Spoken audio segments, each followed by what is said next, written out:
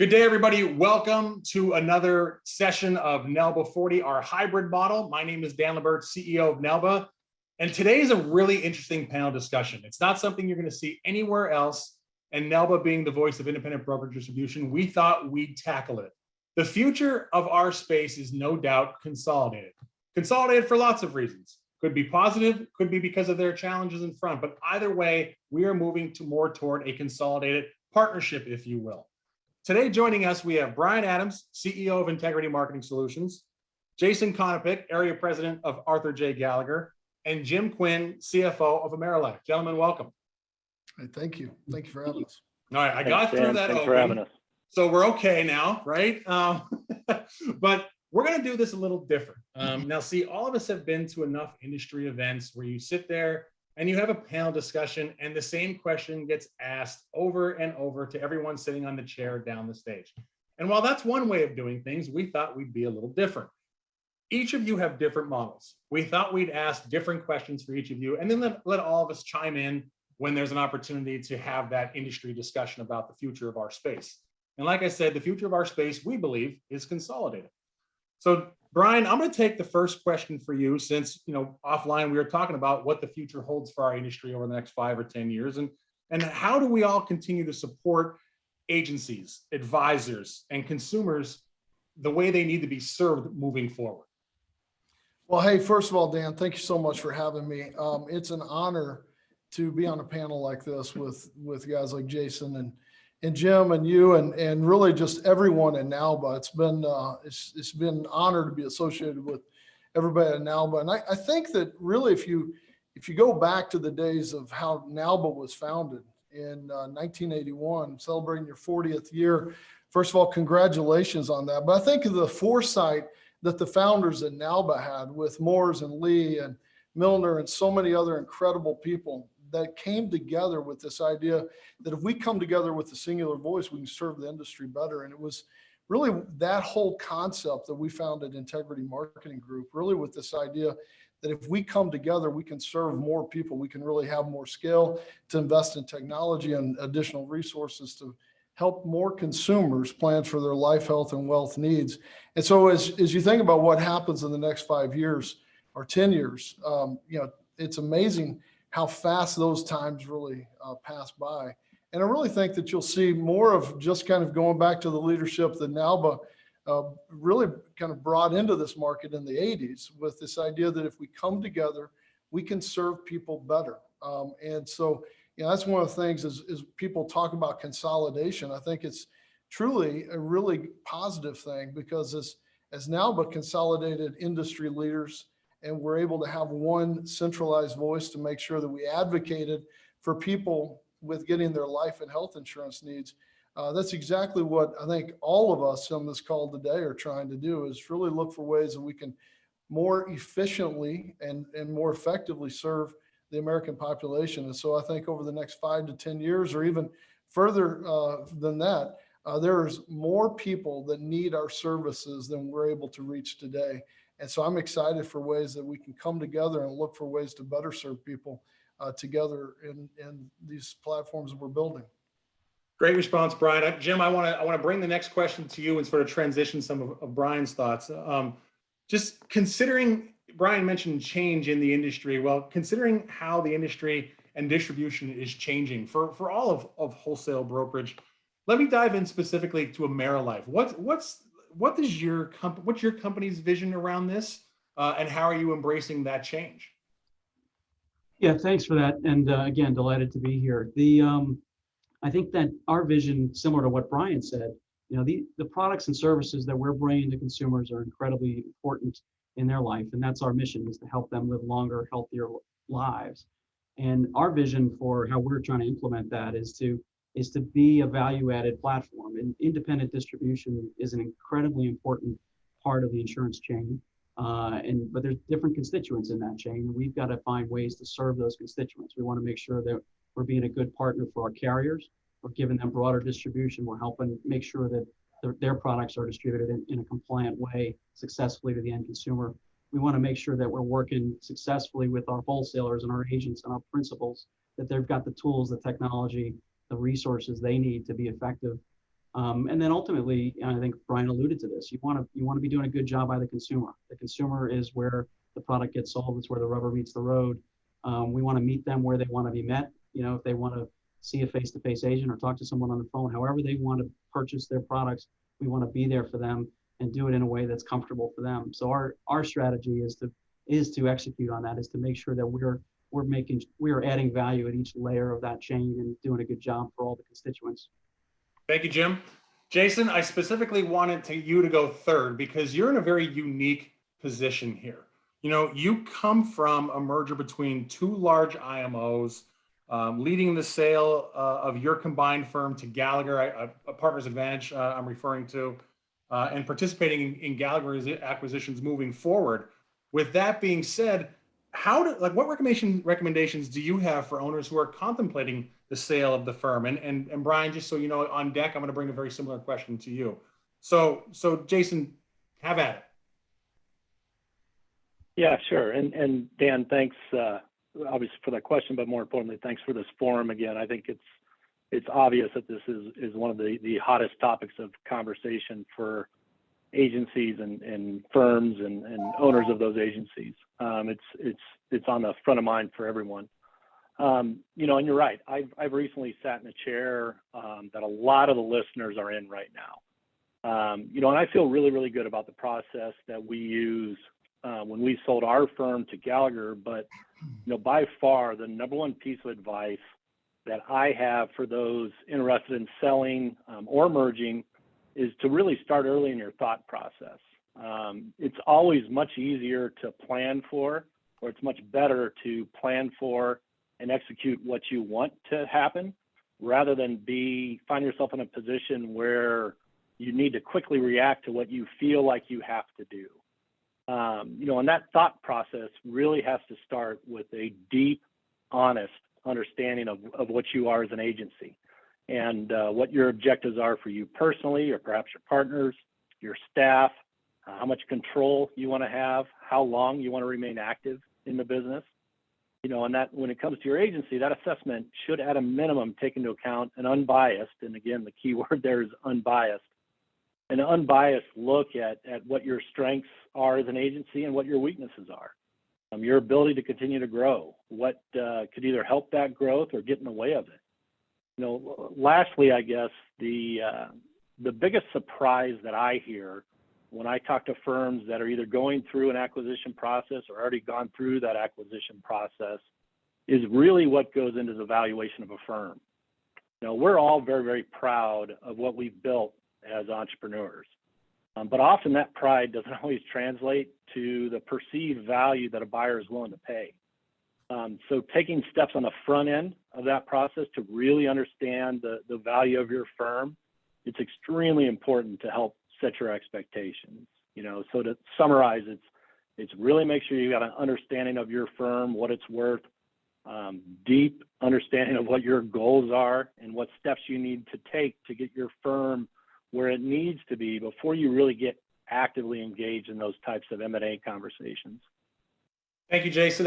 Some good points there, right?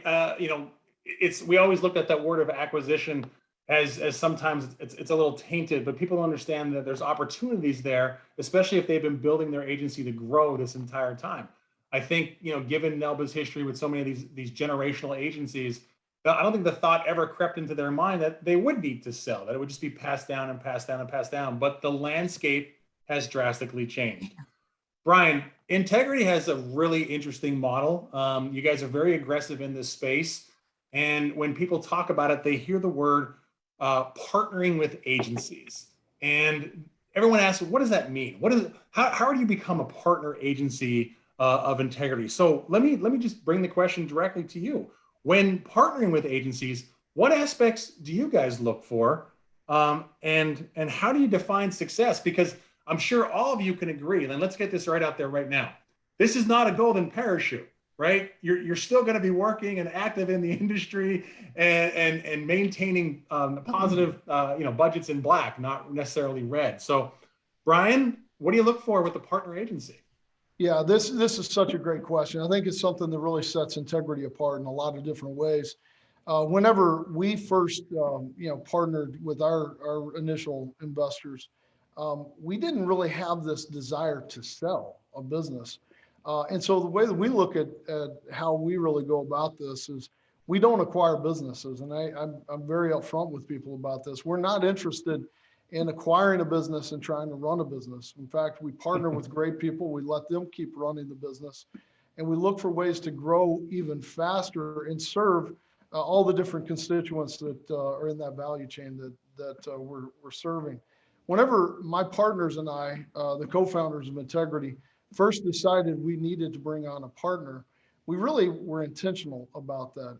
And we really sat down, the three of us, and I gave each one of us a piece of paper and I said, I want you to write down why you want to do this. And ironically, we all three wrote down the same three reasons. And they were, first, we wanted to take care of our families. We had built a great asset that we wanted to make sure that our families individually were taken care of and that we were a little bit more diversified, frankly, financially. Number two, we wanted to take care of our employees. Our employees were like family. In fact, in a lot of cases, they are family. But we really look at our employees as a larger Integrity family. And we wanted to make sure that it was good for our employees. And then three, is we wanted to stay in the game. We just didn't want to take all the risk anymore. We wanted to bring in some partners that could help us grow even faster.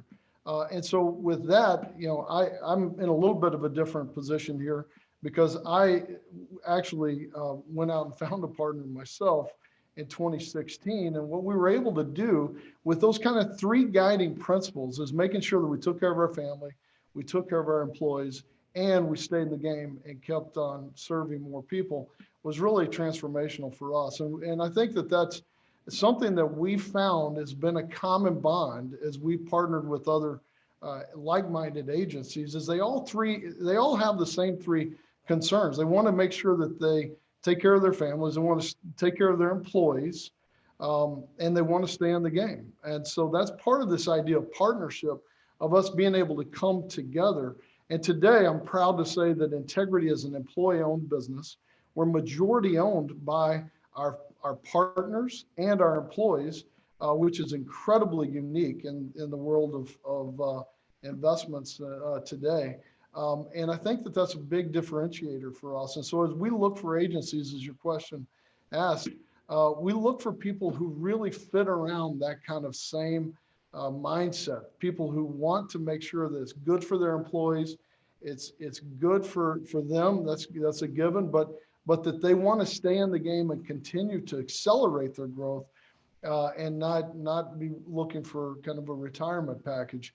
And when you find people that are aligned with that kind of vision and that kind of passion and really the core values that we all try to live by, it creates a special type of business that I think has a unique culture all of its own.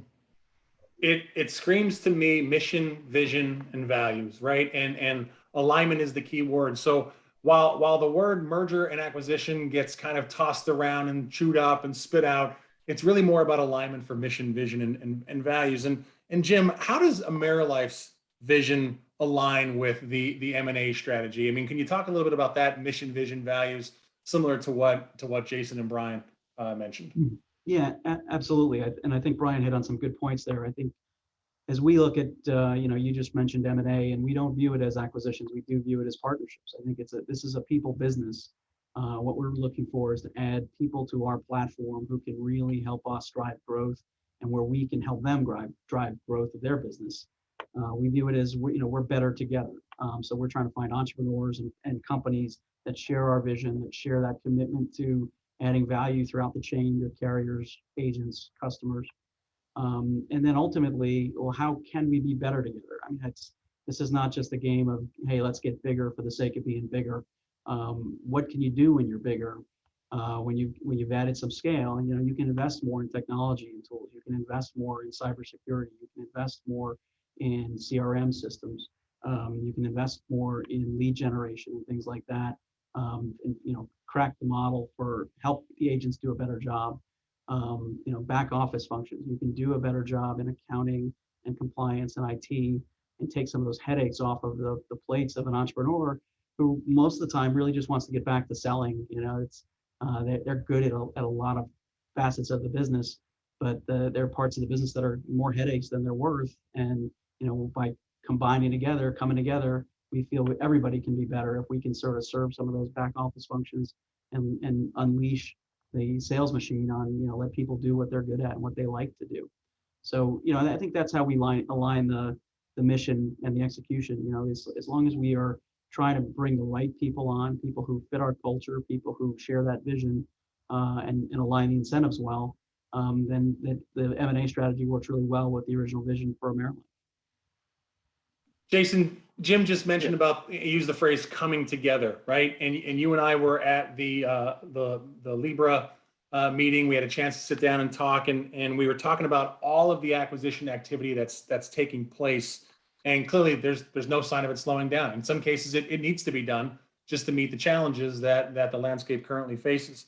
What's your opinion about that? What's the Gallagher opinion about that? What is the impact of long-term impact of consolidation?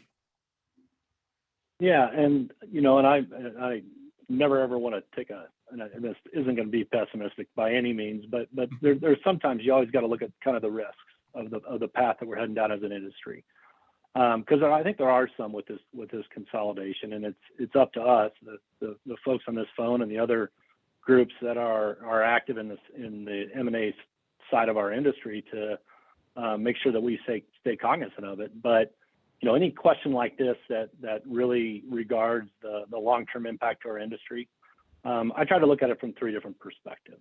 First is the impact of the end customer. Second, the impact of distribution, which is most of the individuals that are listening to this forum. And then third is the impact of the manufacturers and/or the carriers. And I'm going to start in the middle, of that with the distribution perspective as a point of reference. And by far in my opinion at least, or in our opinion, the biggest impact of this consolidation, process within our industry is ultimately going to be in the sustainability of smaller firms. It's going to be harder and harder to both compete and remain 100% independent for those smaller firms. And personally, I'll say, and this is just my personal opinion, that it's a little bit of a hard pill for me to swallow, because what I've seen in my career, those smaller agencies tend to have the best and most direct personal relationships with their producers. And as consolidation increases, I have a little bit of a concern that some of that focus on that personal relationship gets lost a bit. I'm not going to say that this means that smaller firms are either going to be forced to sell or die on the vine. So I don't believe that.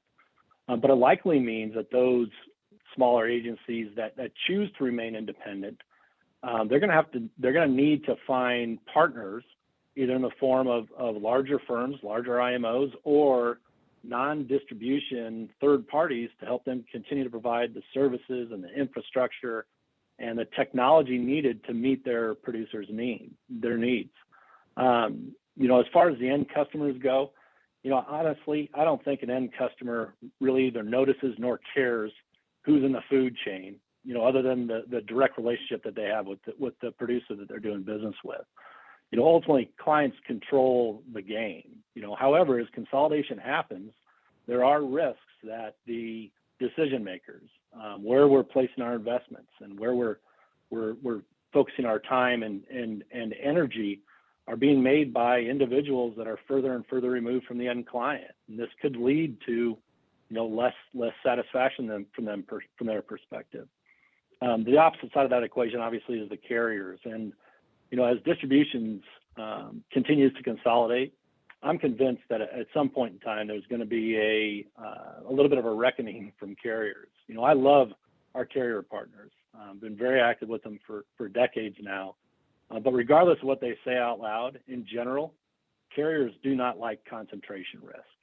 And if they have the opportunity to do so, they're going to take steps to mitigate that risk. Now, I don't have a crystal ball on exactly what that means, but I would expect it could come in the form of compensation platform changes. Carriers focusing more time, money, and energy on building relationships directly with producers rather than just the agencies, or potentially even shifting their distribution platform eventually. And one of the things that really excited me about choosing to align with Gallagher when we sold our firms is significance of a retail presence. We sell as much life insurance direct to retail clients as we do as the premium that we wholesale through our IMOs or BGAs. And this really ensures that we're always going to have that direct connectivity to that end client, regardless of where that puck goes. So again, just to kind of reiterate, I think consolidation is a good thing for the industry, but there are some risks that come with it that we all got to be cognizant of as we move forward.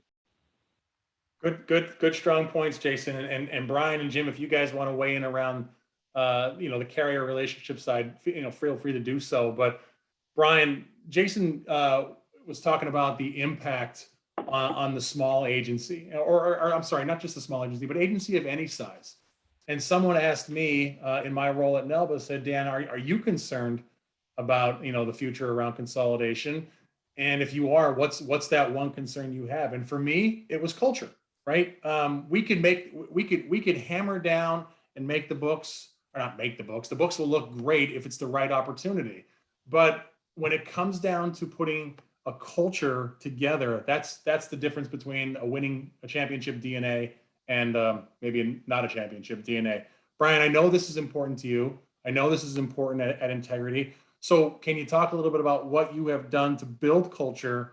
And how do you keep it at the center with all these partner agents, not only in the home office of Integrity, but all these partner agencies as well? Well, first of all, I think culture is everything. This is a people business. And if we ever forget that, we're going to be out of business. And I think that that's important to recognize and realize. In Integrity, we have 5 core values. One's integrity. It's important to do what you say you'll do when you say you'll do it. One is family. We look at the entire Integrity family as a family. One is service. We're a service company first. We're here to serve our agents and our agencies that we work with and our carrier partners. Respect and then partnership. And those are our core values across the entire platform that we have. And we talk about those up front and almost on a daily basis. And then we put our money where our mouth is. One of the things I think has really been one of the things I'm so proud of is how we've really stood for those core values, especially as we're just coming off of it's still in it with Omicron, but with really some life-changing macroeconomic and geography issues with what we've seen with COVID-19 and what happened in March of 2020. We came out, we had everybody working in offices at the time. We said, listen, everybody's going to have to work remote from our office perspective. We wanted to do our part to flatten the curve. But I made a commitment in early March of 2020. I got on a phone call with over 1,000 employees. And I said, we're going to be better together. We're going to be able to get through this together. And we're going to serve our agencies and our agents to make sure that they're successful. And I made a really strong commitment. I said, we won't make a single layoff and we won't take $1 from the government. Now, those were early days to be making such strong statements because really no one knew exactly what was going to occur during that time. But I can tell you our team came together in a huge way because we realized that we're essential. And the federal government realized that people in life and health insurance industries are essential workers. And our agents stood up and said, we've got to serve our customers because the products and services that we offer are truly essential. And what we saw during that time are people who might not have thought about life insurance or might not have thought about their wealth planning or might not have thought about health insurance really had that at the forefront because they were seeing it on CNN and Fox, and every time you turn on the news, you'd be confronted with your mortality and your health. And really what we saw with our agents and our agencies was remarkable of how they came together to better serve more people. And we can't do this without all of our agents and our agencies and our team at Integrity and all of our different businesses really redoubled our efforts to really serving our agents and making sure that we were doing everything we could to help them be more successful.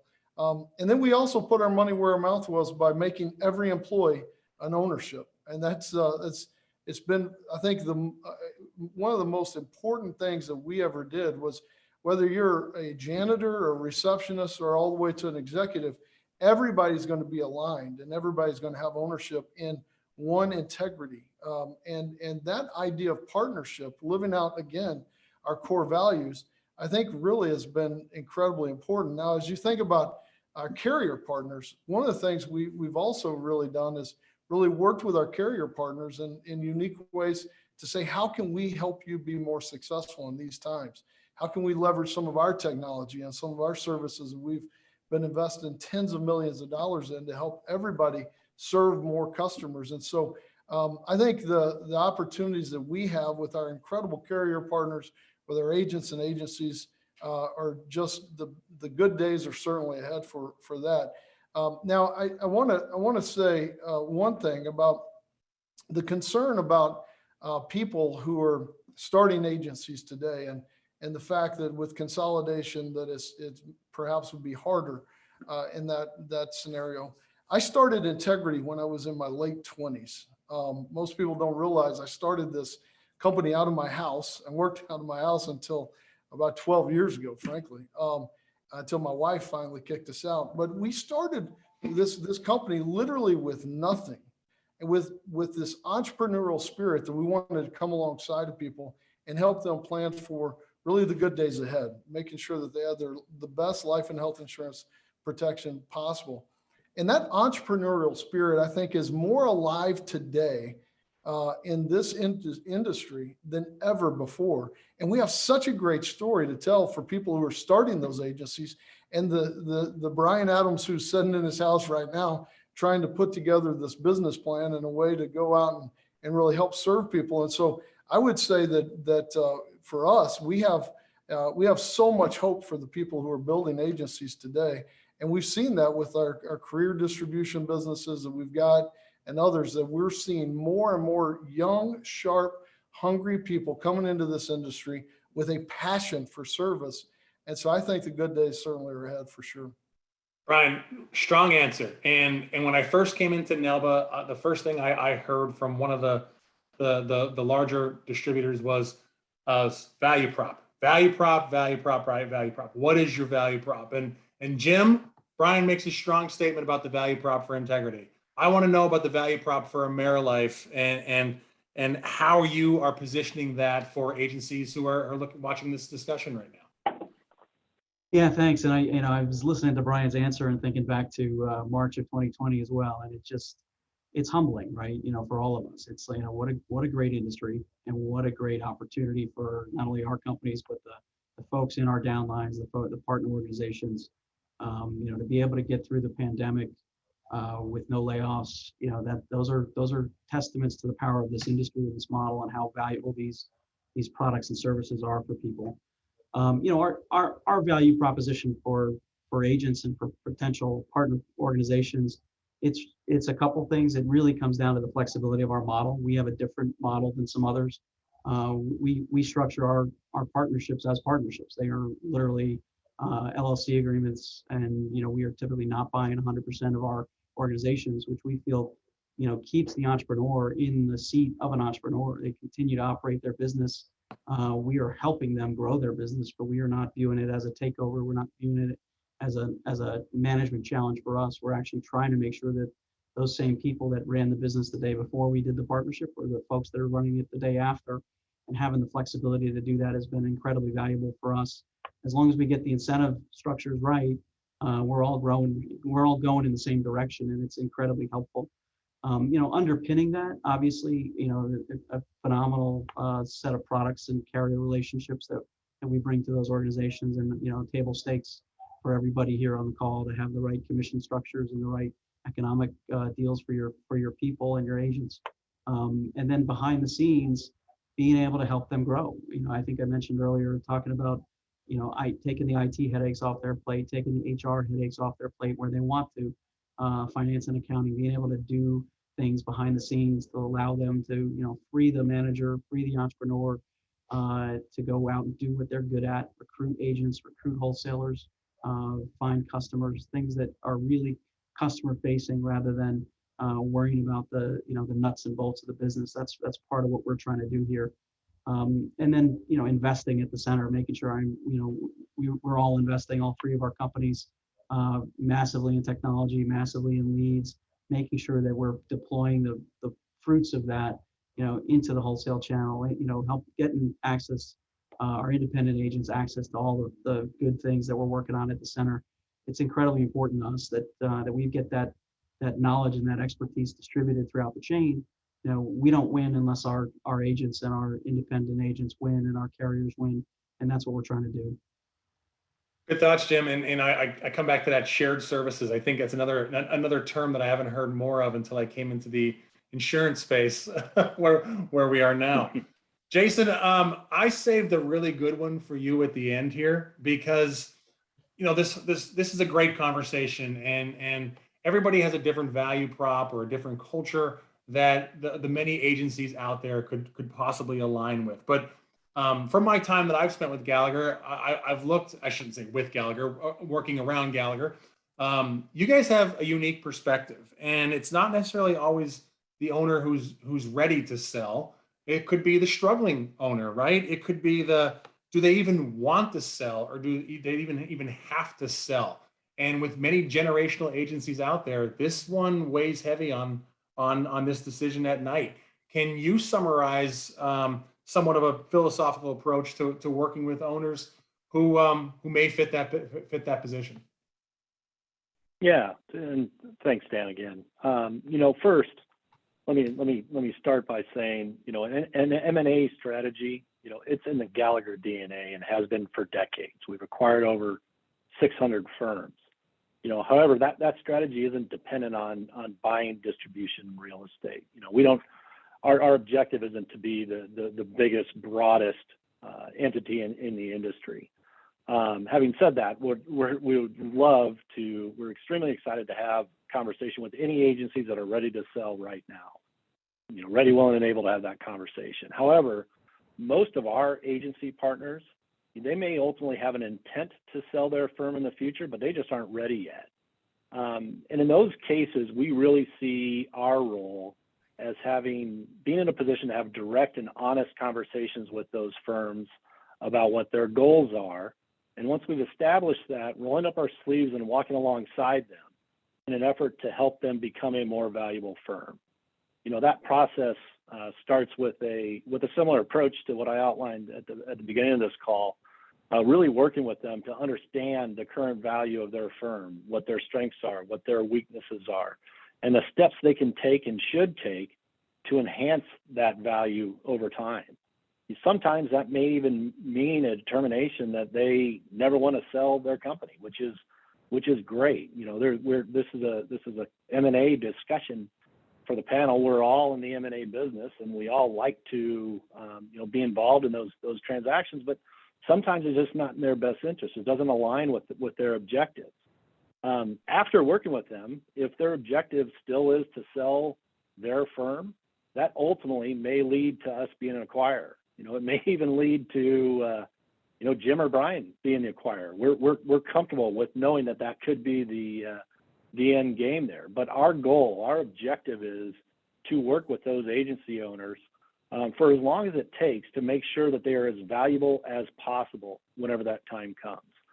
So we talk a lot about partnerships on this call, and sometimes those partnerships result in a transaction that they end up selling their firm or selling a component of their firm, but sometimes it doesn't. And we want to make sure that we're in a position to help them achieve their objectives, regardless which path